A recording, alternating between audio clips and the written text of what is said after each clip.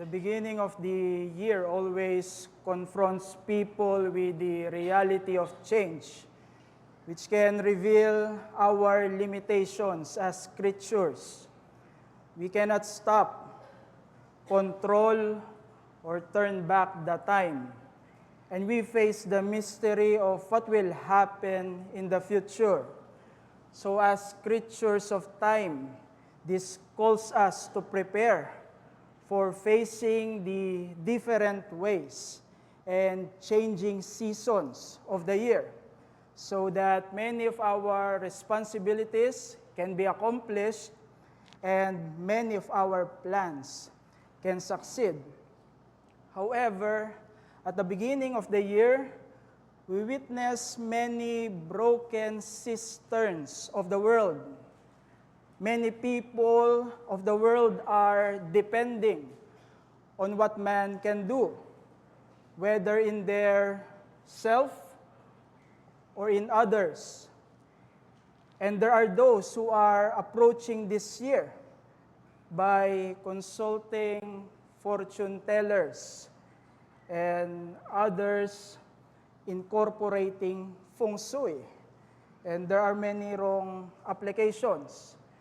But these kinds of preparations for this year are not the real answers for the inevitability of change that characterizes the course of this life. For the only stable anchor against change is God, who controls everything, even time. God who is unchanging, and the God who given us eternal promises. So as we begin this year, let us truly find strength to God so we can face challenges that may come our way and to accomplish the task that awaits us this 2025.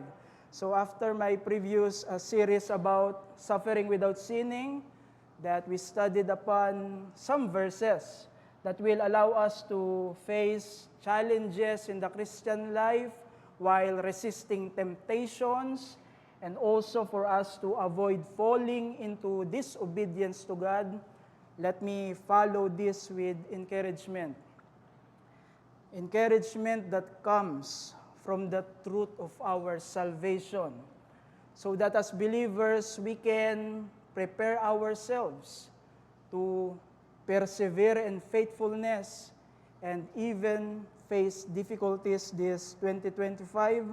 And let me use the truths about salvation that we can find in the Gospel according to Matthew chapter 11, verses 28.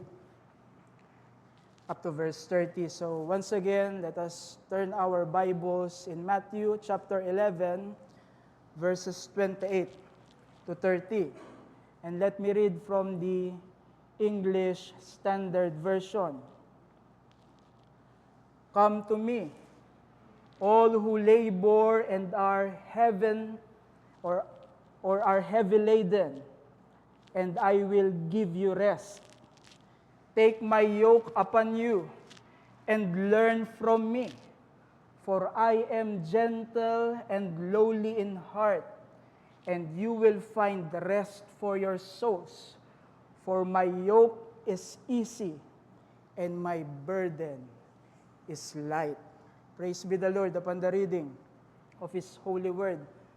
After the first major discourse in the book of Matthew, which we know as the Sermon of the Mount, that contains many of the famous teachings of the Lord Jesus Christ, which found in chapter 5 to 7 of the Gospel according to Matthew, there is the second major discourse in this Gospel. And this is about the teaching of the Lord Jesus Christ, about the ministry of His 12 apostles. We can find this in Matthew chapter 10, and we can call this discourse as the mission teaching of the Lord Jesus Christ. In this discourse, Jesus instructed His disciples how to fulfill their ministry and how to deal with rejection. Jesus prophesied about great troubles that would befall the future missions of his disciples in this section of Matthew. For example, in chapter 10, verse 14, the word of Christ, we can find, if anyone will not receive you or listen to your words, shake off the dust from your feet, so on and so forth. This is very important because our passage belongs to the fulfillment of the word of Christ concerning rejection, and there is the intensification of opposition to their growing ministry, and these are recorded by Matthew in chapters 11 up to verse 12. So in the previous event from our passage, Jesus pronounced judgment upon those who consistently refuse the truths previously proclaimed by John the Baptist and now by the Lord Jesus Christ himself. This is what we can observe from what Jesus said in chapter 11, verse 21. Woe to Chorazin! Woe to you, Bethsaida! So on and so forth. But despite this rejection of Jesus Christ by these people, there are truths about him that warns this kind of tragedy of wrong response and simultaneously reveal the blessing of knowing and belonging to the Lord Jesus Christ. That's why in contrast, in the woes pronounced upon the unrepentant Jews who were separated from Jesus, our Savior continues to declare truths about himself. In his instruction to the disciples of John the Baptist, we can find in chapter 11, verse 2, Jesus Christ declared, he is the promised Messiah from the Old Testament. And he also declared that he is the authoritative judge by the woes he pronounced to the unrepentant Jews. And from the previous verses from our passage, Christ declared that he is one with God the Father. And that's something that we can understand from verses 25 up to verse 27. That's why in our passage, we must understand that Christ continues to reveal himself, but this time as the embodiment of the law, who will provide true rest for his followers. This is something that we can understand from the invitation of Christ from our passage. Verse 28 says, "Come to me." And this statement echoes motif from wisdom literature of the Jews. Jews during the time of Jesus were familiar of the concept about personification of wisdom, actively calling people to listen, actively calling people for obedience. This is what we can find in Proverbs chapter 8. Wisdom is personified as having a desire to be found. And there were Jewish literatures that were well known during the time of Jesus, like the book of Sirach, that is notable for its personification of wisdom. So Jesus Christ is declaring from this passage that he is the embodiment of wisdom. But as Christ revealed himself regarding this truth, we can find he is not calling the wise people. He is not calling the great people, religious people of the world. He is calling the weary and heavy laden. And as disciples of the Lord Jesus Christ, we must not forget who he is, and that we are undeserving for the great blessing of salvation that comes from him. We must not forget this marvelous truth in our Christian life. For this awareness will make us realize the great privilege and wisdom for living for Him in this life. And that's the emphasis that I want to take from this passage. That's why let me give you the message. The ultimate rest, which is salvation found only in Jesus, brings true satisfaction even in the present Christian life. Let me repeat, the ultimate rest, which is salvation found only in Jesus, brings true satisfaction even in the present Christian life. In Tagalog, ang tunay na kapahingahan na siyang kaligtasan sa pamamagitan lamang ni Jesus ay nagdudulot ng tunay na kasiyahan kahit sa kasalukuyang buhay Kristiyano. Ito yung dapat nating maintindihan as disciples of the Lord Jesus Christ in this world. There is the incomparable greatness of what Christ has done for our salvation. And there is the incomparable greatness of the eternal promises that we meditated upon a while ago this morning, for us to be aware that God is good even in our present life. So Christ not only made known Himself as the embodiment of wisdom, but He also made Himself known in His calling for discipleship in our passage. Verse 29 says, I am gentle and lowly.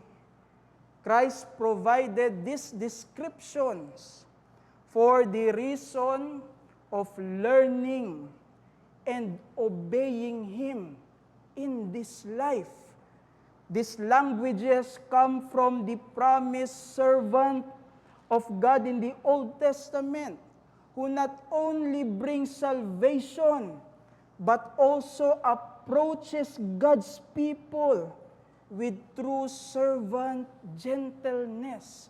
That's why in Isaiah chapter 42 verse 3, we can find the pronouncement of this prophet from the message he received from Yahweh, a bruised reed He will not break, a smoking flax He will not quench. As a meek and humble master, Jesus can truly identify and can truly teach His weary and burdened followers. Matthew connected this theme of humility from many prophecies about the Lord Jesus Christ in this gospel. For example, in chapter 21, verse 5, Matthew wrote, Behold, your King is coming to you, humble and mounted on a donkey. So by going back to our Savior and reminding ourselves of salvation, believers must not treat the Christian life as burdensome or as an oppressive experience. Believers can do this by becoming aware of the present effects of the eternal rest that Christ make known in our passage. And let me summarize this first as ceased from wrong labor. Let me repeat, ceased from wrong labor. We can learn this from the invitation of Jesus to come and find rest in Him. Jesus gave this offer to whom He called weary and heavy laden in verse 28. These were people who were exhausted of all the rules and regulations imposed by the Jewish religious leaders during their time, because they understand that they have the great need of righteousness before God. That's why from this error of the religious leaders, later Jesus Christ rebuked these teachers of the law because they forced heavy religious regulations upon the people. We can find that in Matthew 23 verse 4. Heavy burdens, hard to bear, and lay them on people's shoulder. These are the rebuke of the Lord Jesus Christ because of the errors of these religious leaders. But in contrast to false hope of religious labors and self-righteousness to be right with God, Jesus promised salvation to His people. In the words of verse 28, I will give you rest. This is about the eternal rest in the presence of God that is not only true in the future, but has a present reality to genuine believers. That's why it is the sinners who wrongly rely on their own efforts to achieve salvation have a truly burdensome life in this world, and not the people of God. The reality of eternal punishment from God is the greatest problem of humanity, affecting not only the vile and notorious sinners, but also those who have wrong hopes for salvation. Sin, as revealed in the Scripture, will result in eternal punishment due to transgression against an eternal God. One of the passages that we can find for this is 2 Thessalonians chapter 1 verse 9.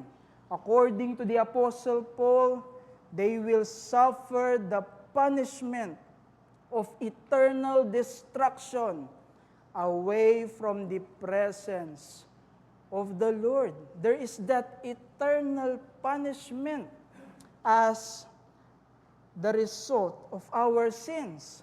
So, apart from the eternal value of the person and work of God the Son, there are no other alternatives that can address the problem of eternal punishment for sin. That's why a manifestation of the miserable kind of life in this world is experienced by those who work, even with exhaustion, even with their great sacrifices for their salvation, because these efforts cannot pay the eternal penalty of our sins. Sinners' failure to keep the law will not only serve to demonstrate the inability, but really expose the vanity of good works as merits for our salvation. The Apostle James wrote in his epistle in chapter 2 verse 10, "For whoever keeps the whole law but fails in one point has become accountable for all."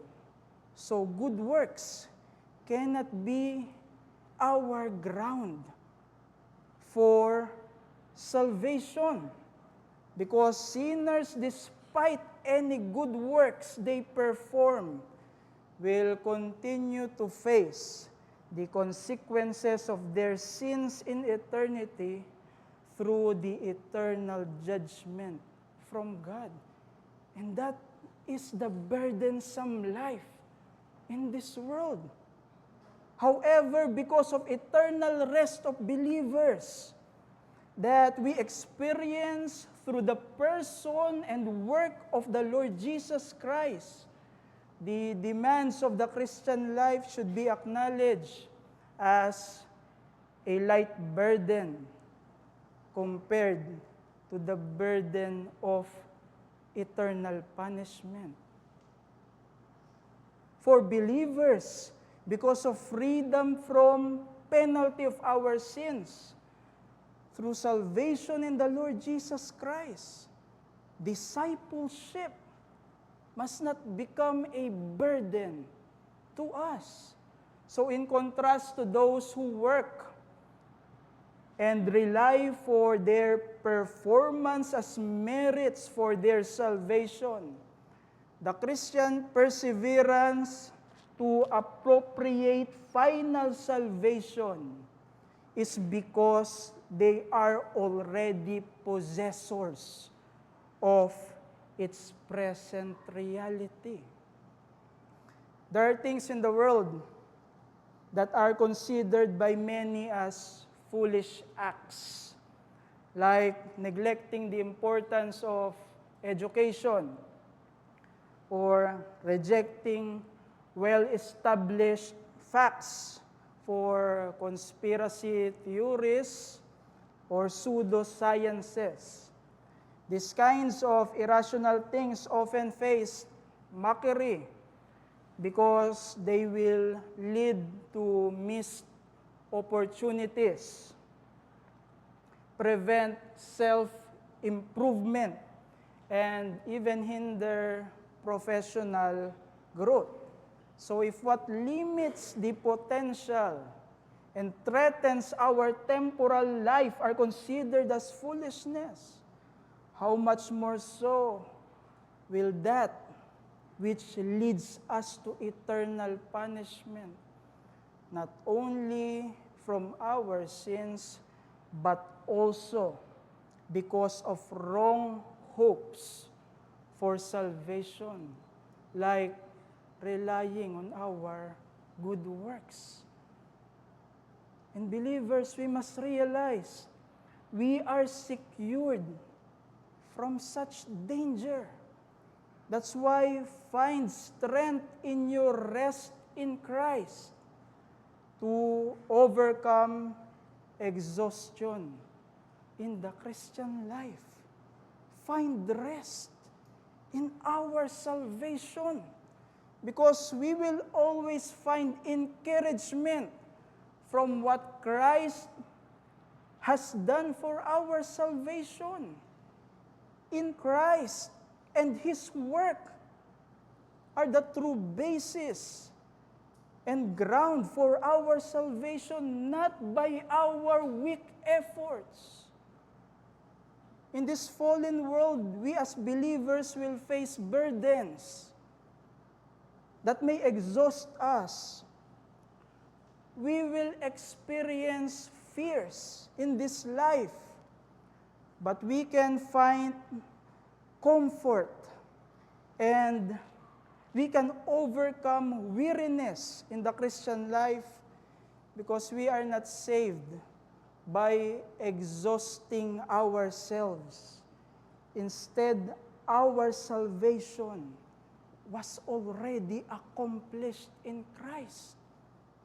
It is only through Christ, who is the embodiment of the law, who fulfilled perfectly the commandments of God, who provide rest for His people. We have this great blessing, tremendous grace of our salvation in Him, so that we can be encouraged, we can be strengthened in facing any burdens in the Christian life. No matter how great our sacrifices may be, it will never surpass the sacrifice of our Savior, for our salvation.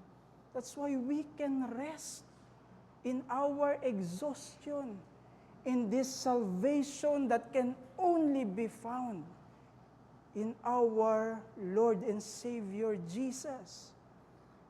And so from this great blessing of salvation, we will not treat the demands, we will not treat the duties of the Christian life as burdensome. That many of us are being deceived. It is not burdensome because our salvation is already secured in Christ. Instead, because of this salvation, we can motivate ourselves to embrace these demands and duties of discipleship in faithfulness. So we can rest in this salvation. One of the most well-known quotations from the Confessions of Augustine of Hippo, his autobiography, expressed the ownership, rightful claim, and man's end in God.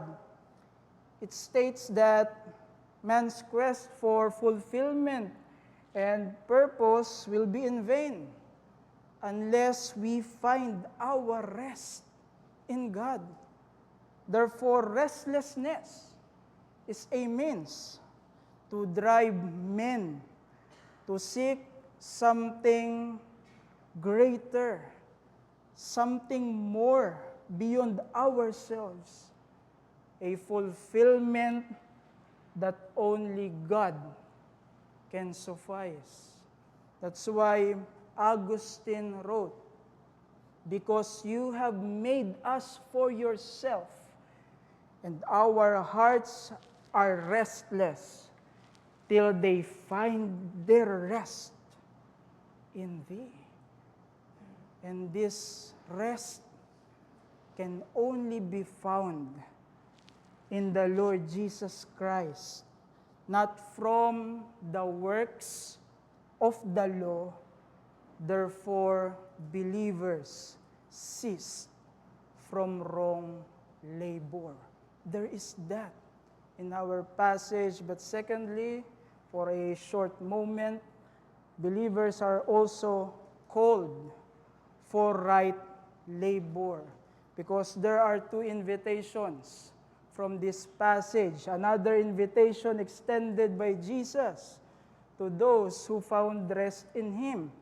We can find in verse 29, "Take my yoke upon you." And the imagery here is about a harness originally placed on an animal for work in farming or pulling carts. But later, the Jews used this word to describe a harness placed on captives. Harness placed for slaves. We can find that in Isaiah 47 verse 6, which is about the foreign nation, and we can find the detail, yoke exceedingly heavy. And this, for us to understand that this word conveyed the idea of subjection to a conquering nation or king. Because those who found rest in the Lord Jesus Christ must subject our lives to Him. There is that calling to discipleship. And also from our passage, we can find, "Learn from me." This enhances the understanding that believers are subjects to all the words of the Lord Jesus Christ, because the essence of discipleship is learning and living the words of Jesus. And another detail that also used the word rest, we can find in verse 29, you will find the rest for your souls. In comparison to the rest in verse 28 that comes from Jesus, this rest is in the experience of believers. And these words come from Jeremiah chapter 6, verse 16, which is about the promised rest provided by God for the Old Testament people, but sadly they rejected. But this rest forfeited in the time of Jeremiah is received by genuine believers as evidenced by their taking the yoke of discipleship. That's why there is also this calling of discipleship in our passage. Jesus concludes his calling to discipleship with the words in verse 30, "My yoke is easy and my burden is light." Because in contrast to the rules of the religious leaders, which comes from their wrong interpretations of the law, the instruction of Jesus is light and not a burden due to salvation and the kind of life that truly applies the Word. It cannot be a burden if we are living according to the wisdom of the Word. So it is the people who do not follow the Word of God have the truly burdensome life in this world, not Christ's disciples. Sinners do not understand the Word, so that they are led to wrong alternatives for salvation, such as relying on their good works. The best that the unregenerate man can have in this life is just to experience the temporal benefits of this world until they step into eternity to receive their eternal penalty. However, in comparison to believers, we have the present reality of our eternal rest. And this salvation opened our minds to understand the Word, leading us to a life that obeys God's truths. So from the reality of obeying the Word of God, Christian life must not be treated as heavy laden or an oppressive experience, because the real tragedy in this life is disobedience to God. Believers will face hard times and sometimes be required to make great sacrifices. But we have here another cure for such heavy challenge. And it is that we are fulfilling the right burden in this life of obeying the Word of God. Obeying Christ, whatever the sacrifice, is a light burden in comparison to opposing God Himself through disobedience to His Word. And if we truly belong to this great blessing of eternal rest in our passage, what will make us weary in this life is our disobedience. Is your Christian life sour, Search yourself. Because it is disobedience to God that makes Christian life sorrowful in this side of glory. And if we truly belong to the great blessing of eternal rest in Christ, the thing that will wear us down is doing nothing for our gracious Savior. Search your life. Maybe this is a malady that plague your soul, because it can never be burdensome to live for Christ and His glory if we truly belong to this promise of eternal rest. In the Old Testament, we are familiar with the event happened to Isaiah when he was confronted with his own sinfulness upon seeing the vision of the thrice holy God. But this event also was his cleansing, because the God from his vision provided salvation for him, cleansing for his sins from what Isaiah saw on the altar of God, what he received from the altar of God. And because his guilt was taken away, we are acquainted with the familiar words of Isaiah as response to God's word concerning service. Isaiah chapter 6 verse 8, we can find, "Here am I, send me." This is the response of an Old Testament saint.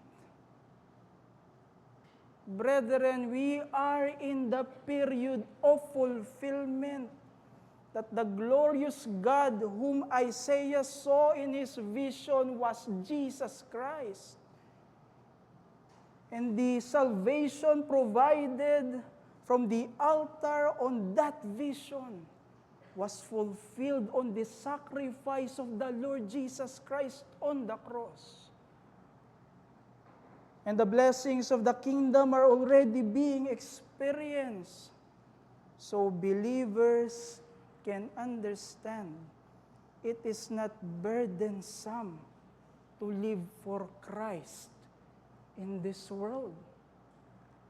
History gives us records of individuals who exemplify great sacrifices made because of their advocacies for right causes. They stepped outside their comfort zones and even risked their own safety. Some were imprisoned. Some received death threats. And some were assassinated. We are familiar with the names Nelson Mandela, Martin Luther King Jr., and we have also national heroes in our country. If men can make great sacrifices in doing the things right in the sight of men, how much more so in terms of following the most authoritative words of our King of Kings and our Lord of Lords, Jesus Christ. So find encouragement in knowing the privilege of obeying God's word to overcome weariness in the Christian life. The present reality of our future eternal rest leads us to this application of discipleship. Because believers are enabled by salvation to understand and to fulfill the Word of God. This is not because of our inherent discipline or strength, for we were totally depraved sinners. But we are saved by God for this purpose. As we understand a while ago that good works are not meritorious for salvation, we must not set aside good works for these are evidence of genuine faith. Living faith manifested in obedience to God. So let us remember, believers are not saved by good works, but we are saved for good works. So as we witness people of the world who are willing to spend their strength on things that offers temporal benefits and even on sinful pursuit in this world, the people of God must be willing to spend their strength and their time in obedience to God. For our eternal glory is secured, and our true satisfaction, even in this life, can only be found in the Lord. We have this right kind of work in the present, and that is to obey the Word of God, on which we should wisely spend our time, spend our energy. Where do you spend your time and energy, brethren? Because despite the demands and difficulties of our Christian life, we can really persevere in obedience because we have the right basis for our obedience, and that is the infallible Word of God. Our salvation enables us to obey the Word, and this salvation enables us to obey the God of the Word, so that we will do His will, even in our present life, and we can labor with love for Him. These are the present result of our salvation if we truly belong to the eternal rest of Christ. Isn't that encouraging to live in the wisdom of the Word? Is it not encouraging to obey the God whom we adore? Matthew Henry, in his preaching titled Christ's Invitation to Burdened Soul, also based from our passage, this nonconformist minister in the 17th century gave an application from this preaching that explains submission to Christ through His Word must be a willing kind of submission. Let me read some of Matthew Henry's words. We must come to Jesus Christ as our ruler and submit ourselves to Him.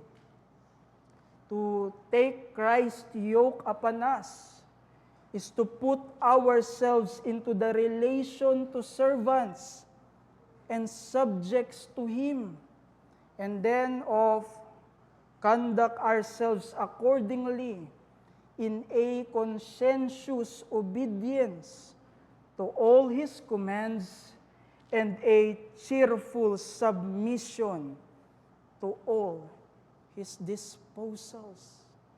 This is Christ's discipleship, brethren.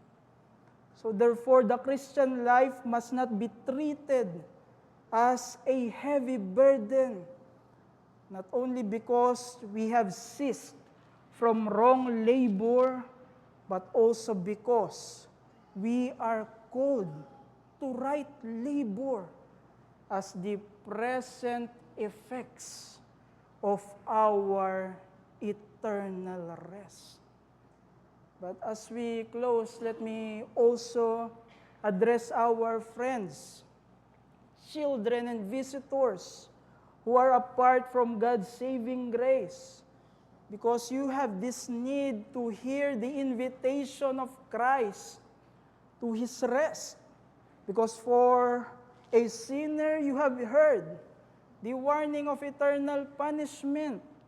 You have heard the warning of wrong alternatives for salvation, because salvation can only be found through the one who is the personification of wisdom, who fulfilled the demands of the law, both in terms of perfect obedience and perfect sacrifice for disobedience. And He is the Lord Jesus Christ, who is the sinless Savior, who died on the cross and resurrected from the dead. Do not harden your hearts this afternoon to His gospel, because you need to respond to Him in repentance of your sins and faith in Him as your Lord and your Savior. For He is gentle and lowly, and in Him you can truly find rest for your souls. Let's pray.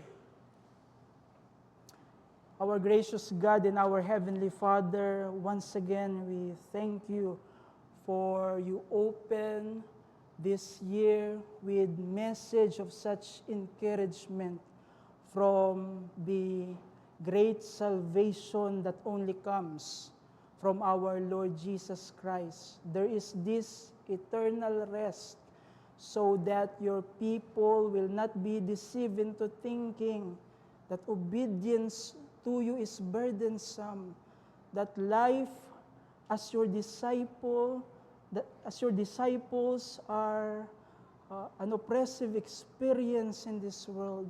Instead, we can understand that even as with great sacrifices and faithful demands of what You command from Your word in our Christian life, the privilege is ours to glorify You, to obey You, and to serve You. That's why, forgive us, O Lord, if our hearts are cold, and if our resolve are slow to obey You in our Christian life. Instead, may Your Holy Spirit work in our midst to refresh us in this great blessing of salvation, calling Your people to faithful perseverance in faith until the end. That's why may Your grace be upon us for the applications of these things, and we want also to remember our children and friends who are outside to the saving grace of Christ. They heard the message about Your eternal rest. May they be convicted of their sins, and may they put their hope through faith in the Lord Jesus Christ. Because like what they heard, they can truly find the rest of their souls in Him. That's why we thank You for Your word this afternoon, and we bring back to You all the praises with thanksgiving in our heart. For we pray all these things in Jesus' name. Amen.